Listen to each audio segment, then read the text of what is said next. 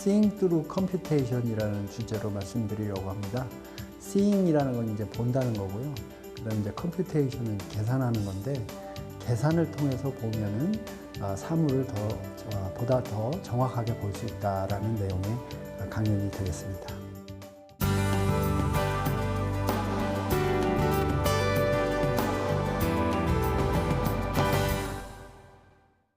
저는 Seeing through computation이라는 제목으로 말씀을 드리겠습니다. Seeing이라는 건 다 아시죠? 이제 보는 거잖아요. 보는 거. 근데 계산, computation, 계산을 통해서 보는 기술에 대해서 말씀드리겠습니다. 그래서 이제 우리 전자공학에서는 보는 거를 센서로 보거든요.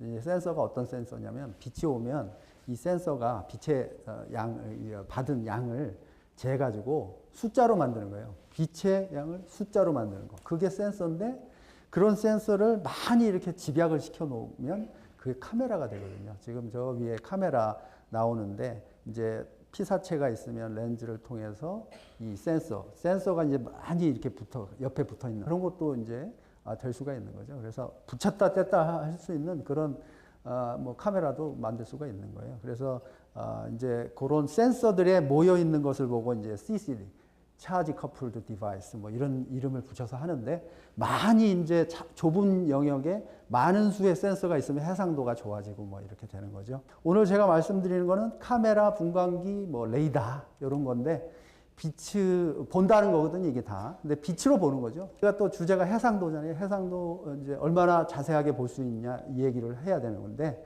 이제 셀 같은 거를 가령 본다. 그러면 그 웨이브랭스가 이제 마이크로미터 정도 되는데, 이 자세하게 볼 수 있느냐 없느냐는 물리적인 이 파동이기 때문에 물리적인 그 리밋이 있어요.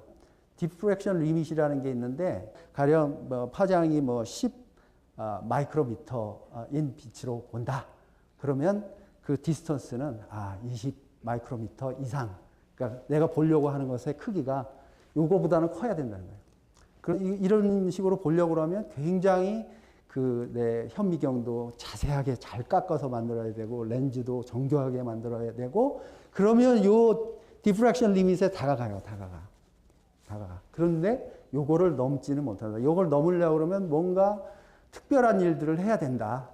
뭐 하드웨어를 더 정교하게 만들든지 좌우지간 뭐 무슨 꼼수를 쓰든지 그렇게 해야만 요 디프렉션 리밋을 넘어간다. 근데 제가 오늘 말씀드리고자 하는 거는, 이거를 수학으로 넘을 수가 있다. 디프렉션 리밋을. 수학으로 이용을 하면 요 디프렉션 리밋을 넘어가고, 그러면 저기 지금 보시는 바와 같이 대역이 있는데, 한 뭐 10배 정도 내가 더 잘 볼 수 있다. 그러면 가령 말씀드리면, 비저블 라이트 리전에서 내가 비저블 라이트로 보는데, 수준이 UV 라이트로 보는 것처럼 그 해상도가 나올 수 있게 만들 수 있다.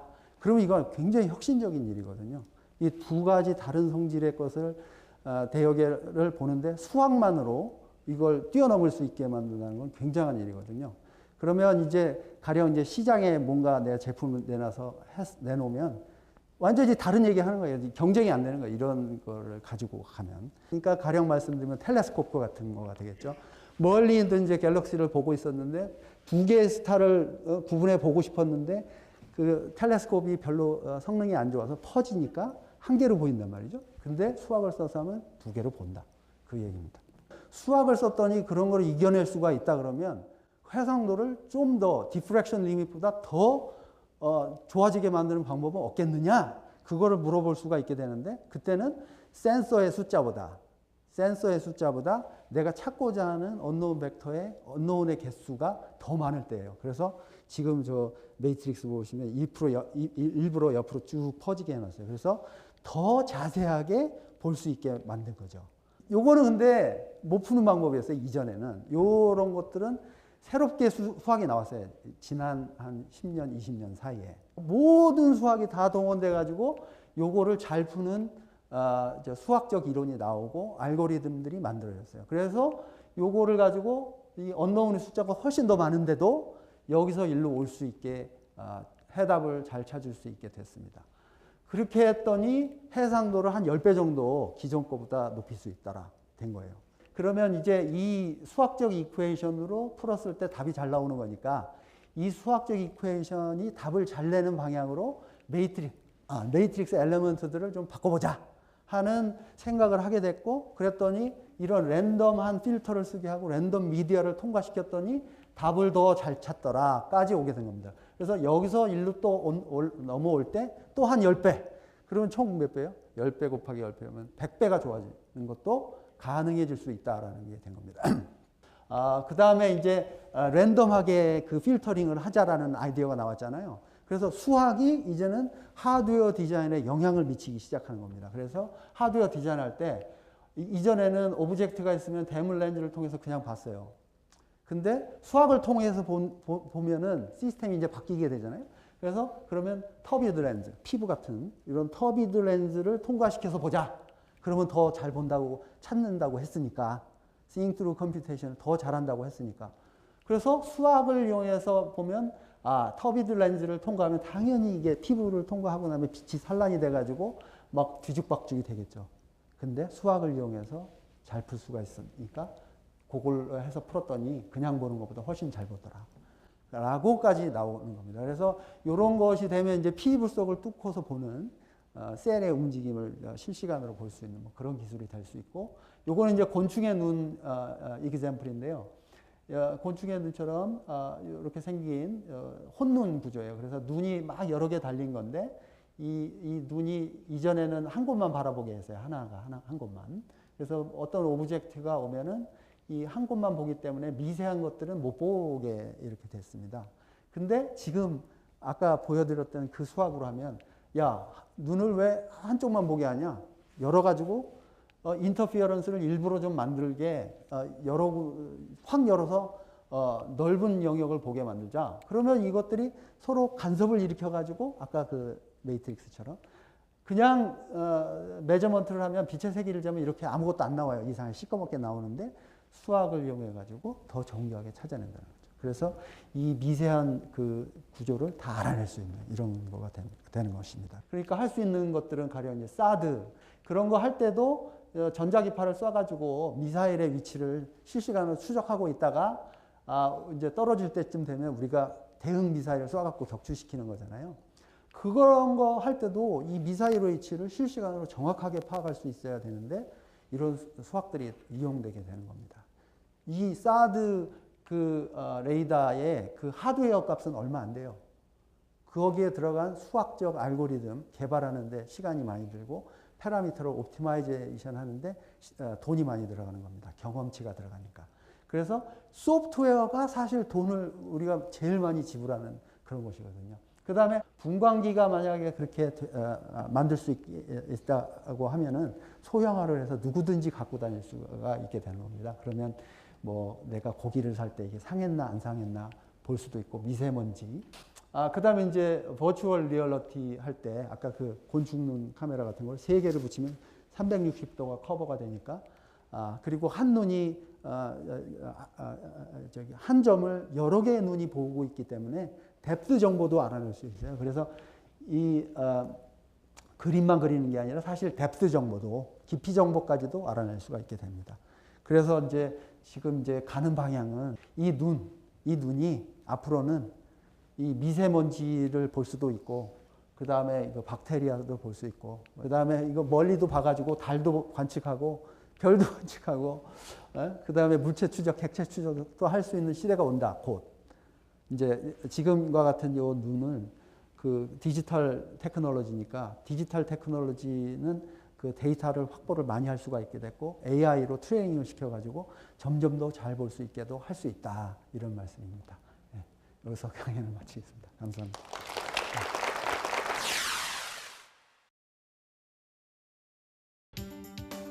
제가 오늘 말씀드릴 내용은 그래핀을 아주 넓은 면적으로 대면적으로 저온에서 합성하는 기술입니다. 400도 이하의 온도에서 그래핀을 합성하는 연구를 진행을 했습니다. 그래서 그 연구에 대해서 오늘 말씀을 드리도록 하겠습니다.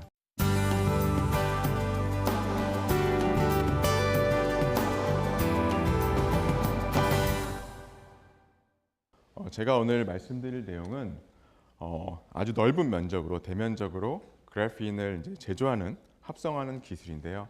그래서 이제 특히 보통 한 1000도씨에 굉장히 높은 온도에서 그래핀을 합성하는데 저희는 이제 저온에서 그래핀을 합성하는 기술입니다. 이제 저온이라고 하면 보통 생각하시기에 뭐 실온, 뭐 100도 이렇게 생각하실 수 있는데 저희 이제 반도체를 연구하는 사람들의 저온은 400도가 기준입니다. 그래서 400도 이하의 온도이면 이제 저온이 되고요. 왜냐하면 반도체 소자는 보통 이제 400도 이상이 넘어가면 걔네들이 파괴가 됩니다. 죽어버립니다. 그래서 손상이 돼서 재기능을 못하게 되고요. 400도 이하에서는 어느 정도 버티기 때문에 이제 저온이라고 하면 이제 400도 이하의 온도가 되겠습니다. 그래서 저희가 대면적으로 그래핀을 400도 이하의 온도에서 합성하는 기술에 대해서 연구를 했고요. 그거에 대해서 말씀을 드리도록 하겠습니다.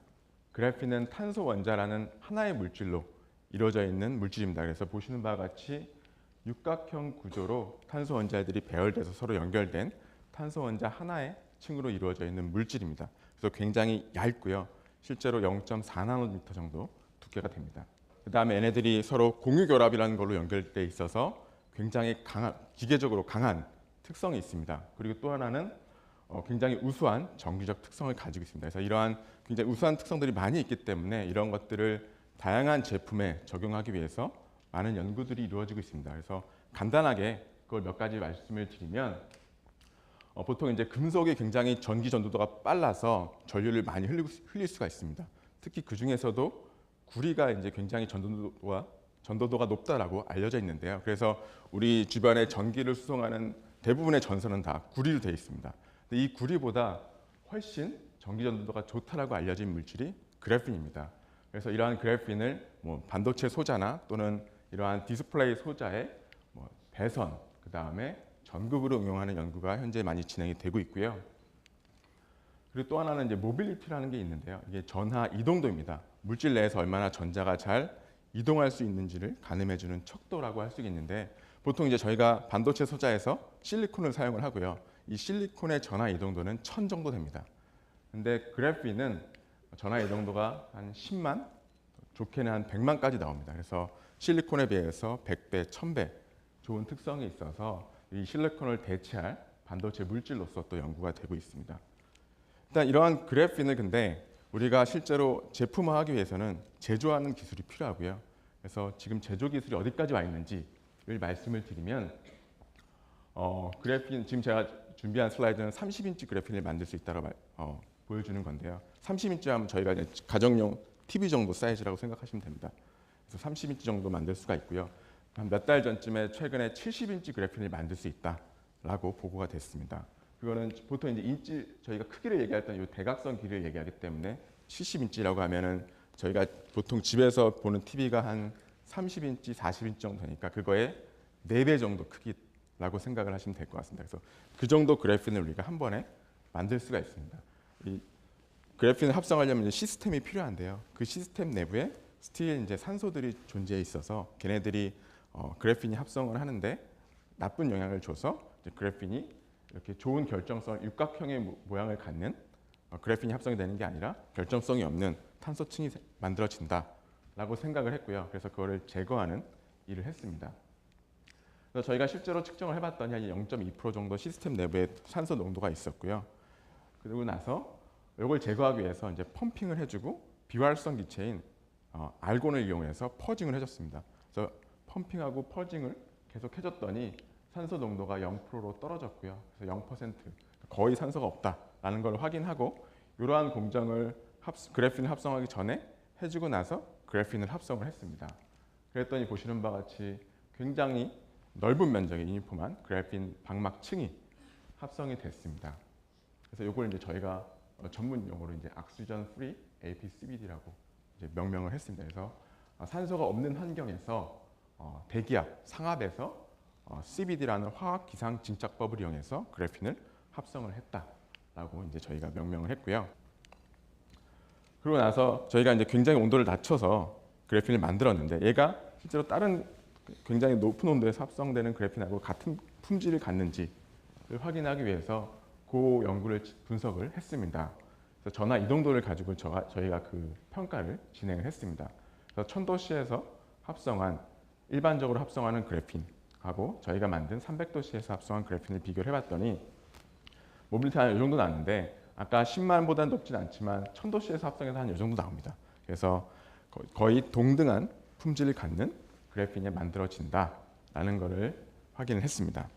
저희가 이제 전자소자가 가장 많이 사용되는 제품 중에 하나가 이제 휴대폰입니다. 여러분들 뭐 휴대폰 360을 다 들고 다니시잖아요, 그렇죠? 휴대폰 안에 이제 IC 칩이라는 Integrated Circuit이라는 IC 칩이 들어 있고요. 여러분 열어보면 그 칩이 들어 있고 그 칩 안에 굉장히 수많은 개수의 트랜지스터라는 게 들어 있습니다. 여기 이제 트랜지스터인데 이들 간에 서로 연결해주는 작업이 필요합니다. 그래서 이러한 연결해주는 작업을 배선이라고 하고 해서 금속들을 이용해서 이것들을 서로 연결해서 정기적으로 신호를 주고 받고를 하게 됩니다. 이게 전기 신호가 이렇게 전자가 이동해서 전달이 돼야 되는데 전달하는 길이 길어지니까 시간도 점점점 전기 신호가 가는 시간도 점점점 길어지게 되고요. 그래서 이 시간을 줄이려면 전기 전도도가 더 높은 물질을 사용을 해야 됩니다. 그래서 옛날에는 알루미늄을 사용을 했고요. 지금 우리가 사용하고 있는 휴대폰에 들어가는 트랜지스터에는 카파, 구리가 사용이 되고 있고요. 저희가 여기에 적용하기 위해서 400도 이하의 저온에서 이제 그래핀을 합성하는 기술을 개발을 했던 겁니다. 그래서 저희가 실제로 카파 위에 그래핀을 얹어서 적층해가지고 카파 그래핀 적층 구조의 배선을 만들고 실제 카파 배선하고 서로 비교를 해봤습니다. 그래서 요거 두 개를 이제 숫자를 비교하시면 되는데요. 이게 이제 구리만으로 이루어져 있는 배선이고 이게 구리와 그래핀으로 이루어져 있는 배선입니다. 이 두 개를 비교를 해보시면 한 20-30% 정도 비저항이 낮아진 것을 확인하실 수가 있고요. 그다음에 이게 이제 J라는 게 전류 밀도입니다. 그래서 얼마나 많은 양의 전자가 흐를 수 있는지를 나타내주는 건데 한 10% 이상 개선된 것을 보실 수가 있습니다. 그래서 그래핀을 구리 위에 얹어서 적층조를 만들어서 배선을 사용하게 되면 구리만 사용했을 때보다 한 10%에서 한 20% 정도 개선되는 효과가 있다. 그래서 실제로도 뭐 반도체를 제품을 파는 회사들, 그 다음에 반도체 제품을 만드는 데 필요한 장비를 만드는 회사들에서 굉장히 많은 관심들을 가지고 있는 기술이라고 말씀드릴 수 있을 것 같습니다. 이상입니다.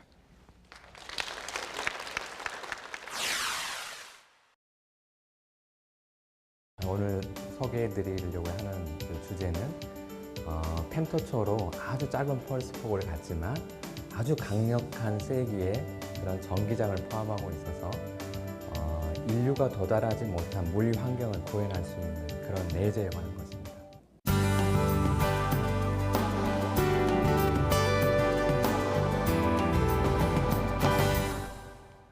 제가 먼저 이야기를 하기 전에 간단하게 좀 여러분들이 그 낯설어 할 것 같은 단위가 있어서 소개해 드리겠습니다. 어떤 단위냐면 저희가 이제 전력 같은 경우에 단위가 와트나 또는 좀 많이 쓰면 킬로와트 막 이러는데 저희는 좀 단위가 다릅니다. 단위가 테라와트 또는 페타와트 뭐 이렇게 단위가 엄청 큽니다. 보시면 아시겠지만 테라와트는 1조 와트에 해당하고 페타와트는 1000조 와트에 해당합니다. 이런 단위는 사실은 주변에서 좀 듣기 어려운 단위여서 미리 소개해 드렸고 저희가 개발한 그 레이저들의 그 출력들이 다 페타와트 그리고 테라와트 그렇습니다. 좀 더 그 감을 좀 더 드리기 위해서 테라와트 그리고 페타와트가 어느 정도의 그런 출력인가에 대해서 좀 간략하게 소개해 드리면 보시는 거는 이제 2012년에 전 세계 발전소에서 생산한 전력량입니다. 근데 안에 이제 토탈해서 22,752 테라와트 아워라고 되어 있는데 사실은 이제 이거는 1년간의 양을 다 계산한 거고 이제 초당 그러니까 단위 시간당으로 계산하면 밑에 보시는 것처럼 사실 2.6 테라와트 정도입니다. 그래서 전체 세계가 2012년에 세계적으로 생산한 발전소에서 생산한 그 전력량이 2.6 테라와트고요. 페타와트는 사실 저희 별로 쓰지 않는 그런 단위입니다. 하지만 이제 저희가 그 태양에서 지구에 오는 그 모든 빛의 양을 이제 계산을 하면 어느 정도 나오냐면 174 페타와트 정도 됩니다. 이런 174 페타와트는 사실 테라와트로 또 바꾸면 사실은 17만 4천 테라와트 정도 되는데 사실 그러니까 저희 전력량이 아주 작다는 것을 알 수 있고요. 이런 174 페타와트의 그 태양으로부터 온 빔을 이제 저희 지구만한 사이즈의 이런 렌즈로 이렇게 포커싱을 좀 해보면 어떤 일이 벌어질 것인가. 근데 포커스 사이즈는 한 뭐 여러 종류가 있겠지만 한 48 마이크로 제가 대충 정한 걸로. 그러면 거기서의 파워가 저희는 인텐서티라고 이야기를 하는데 10의 22승 와트 퍼 스퀘어 센티미터가 됩니다.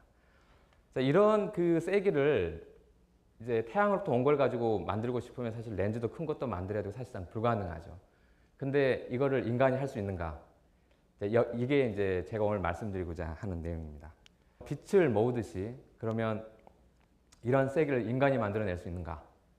그렇다는데 여기에 대한 해답이 바로 펜토초 초광력 레이저 펄스 발생 기술입니다. 저희가 그 주로 하는 내용들은 뭐냐면 세계에서 가장 강력한 그 세기의 레이저를 만들어서 그걸 가지고 물질과 상호작용을 일으켜 나타나는 새로운 물리 현상, 그리고 이 물리 현상으로부터 나타나는 앞으로의 그 인류에 도움이 되는 그런 연구, 이런 것들을 위해서 이제 매진하고 있는 그런 연구소로 생각하시면 될 것 같고요. 저희가 2012년까지 1.5페타와트를 완성하고, 사실 지금 말씀드리면 그때 만들어진 1페타와트나 1.5페타와트는 세계에서 가장 강력한, 가장 출력이 강한 레이저였습니다. 그 이후로 이제 다른 나라에서 좀 개발을 더 해왔고, 근데 저희가 최근에 레이저 출력을 4페타와트까지 업그레이드를 했습니다. 이 영역대는 사실은 인간이 아직 도달해 보지 못한 영역입니다. 그래서 그 영역에서 이런 강력한 빛과 물질이 상호작용을 하면 어떤 일이 벌어질지 누구나도 사실 관심이 많습니다. 그래서 저희뿐만 아니라 세계적으로 이런 대형 또는 이게 초고출력 레이저를 만드는 일을 진행하고 있습니다. 제가 좀 오래된 저희 쪽 무비지만 한번 보여드리겠습니다. 설명을 잠깐 가미해서요. 여기 보시면 여기에서 펜토초 펄스가 나오면 여기 이 부분에서 펄스를 이제 늘리는 부분입니다. 늘렸다가 그 다음부터 레이저들을 이제 증폭하는 방식은 저희가 레이저 이등 매지라는 곳에다가 에너지를 좀 넣어줍니다. 다른 방법을 통해서 보통 다른 레이저로 에너지를 거기다가 저장을 합니다. 저장을 하고. 근데 여기서는 이제 녹색광 레이저를 사용하고 있는데, 이런 녹색광 레이저가 저희가 이용하는 레이저 매질에 이렇게 조사되면 이렇게 에너지를 저장하고 있습니다. 이 저장하고 있을 때 빨간색에 저희가 원하는 그 레이저 빔이 지나가면 이렇게 증폭이 되는, 거기서 에너지를 가지고 나오는 이런 방식입니다. 그래서 그 레이저가 마지막으로 여기가 저희가 펄스 컴프레서 다닌데요. 한번 압축한 다음에 이제 이러한 10의 22승 또는 저희는 지금 10의 21승대에서 지금 하고 있습니다만, 이제 4페타이 최근에 개발됐기 때문에 그걸 이제 실험을 하기 위해서는 이제 타겟 챔버, 진공으로 돼 있어야 됩니다. 진공에다가 이제 조사하는 거고요. 그다음에 이런 모든 실험들은 실험실 안에서 이제 그 실험실 안에서 되는 게 아니고 실제로는 그 컨트롤룸이라 불리는 그곳에 모두 모여서 이제 실험을 진행하게 됩니다. 그래서 간략하게 그 레이저에 대해서 알려드렸고요. 그래서 저희가 지금 4페타와트 레이저를 만들어가지고 그러면 레이저만 만들면 다인가? 그게 아니고 실제로 레이저는 일종의 그냥 툴입니다. 레이저는 일종의 툴이고 이걸 가지고 이용하는 게 사실 진정한 또 하나의 연구입니다. 그래서 이걸 가지고 뭘 할 수 있는가? 사실은 여러분들이 좀 몇 번 들었을 것 같은데, 하나는 뭐 간략하게 소개해드리고 싶은 거는 이제 아까도 말씀드렸지만 강력한 레이저가 이런 물질과 상호작용을 하게 되면 전자도 나오고 양성자도 나오는데 이 입자들이 대단히 에너지가 큽니다. 그 중에 하나가 양성자라고 그러면, 이 양성자가 저희가 최근에까지 거의 100매부까지 지금 저희가 가속을 하고 있는데, 쓸 수 있는 거는 그야말로 양성자 가속기 이런 부분에 쓸 수 있고, 또 하나는 퓨전 에너지라고 그래서 양성자로 사실은 핵융합하는 그런 연구, 마지막으로 의료용으로 해서 양성자 캔서 테라피 이런 데 쓸 수 있습니다. 실제로 우리나라의 국립암센터에 가면 양성자를 이용해서 암 치료하는 곳이 있습니다. 그래서 그런 곳에 그런 양성자를 사용해서 하고 있기 때문에 이러한 레이저를 가지고 나타나는 기초현상뿐만 아니라 이런 응용되는 부분까지 같이 활용할 수 있고요. 또 하나는 이제 그 전자가속기인데, 사실 가속기는 사실 많이 들어보셨을 것 같습니다. 포항에 가면 우리나라에 아주 유명한 가속기가 있으니까요. 그래서 이 가속기에서 두 종류의 가속기가 있는데, 하나는 방사선 가속기가 있고 하나는 이제 그 엑스펠용으로 만들어진 그래서 가속기가 있는데, 저희 그 레이저를 업그레이드 하기 전에 레이저로 저희가 도달한 에너지는 저희가 지금 이야기로는 한 3제부 정도 도달했다고 이야기를 하고 있습니다. 자, 그래서 제가 결론적으로 말씀드리고 싶은 거는 이 분야는 사실 기초 연구를 통해서 저희처럼 개발하는 그런 부분 그 그룹이 있고요. 그다음에 그 유럽에 사실은 아까 말씀드렸지만 다 그 기업들과 같이 코업해서 같이 만들고 있습니다. 그러니까 자체의 기술이 아닌 거죠, 사실은. 그래서 저희만이 사실은 저희 자체의 기술로 현재 4페타트까지 도달해 가고 있다고 생각하시면 될 것 같습니다. 이상입니다.